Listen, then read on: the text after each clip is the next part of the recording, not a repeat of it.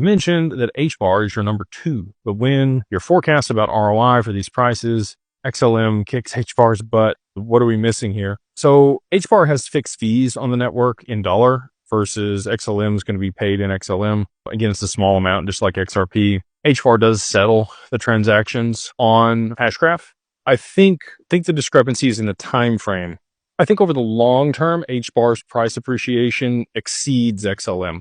And the reason for that is I think that XLM has a cap around $1,000, whereas HBAR I think would continue higher because it'll be the bedrock for Web3 and the security of data really at scale. It's how you're going to own your own data and be able to participate in the economy and be able to leverage your day-to-day transactions or interactions or attention that you give to things and be able to earn income off of it.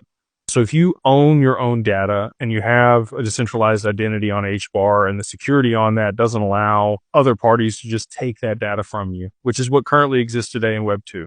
You're going to do all the things that you're going to do anyway, right? Like you're going to search the stuff you're going to search, you're going to go to the places you're going to go, you're going to eat, you're going to do all the stuff that you do. But if you owned all that and then people could pay you to market to you, that's what I think HBAR will provide.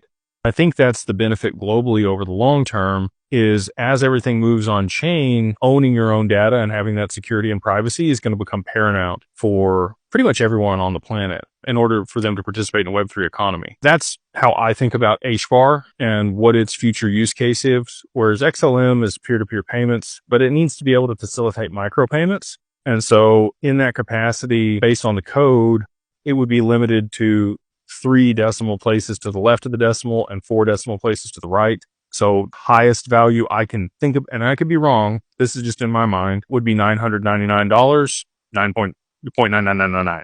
Right. So effectively $1,000 would be the cap on XLM. And again, would love to be wrong on that.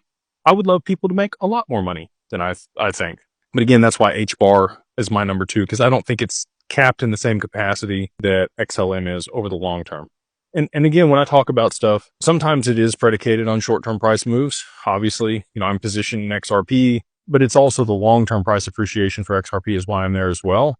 I would be able to leverage that and then buy a bunch of HBAR or XLM and then service that debt with some of my other XRP that I put to work and some of the yield and return bearing strategies that DWP has.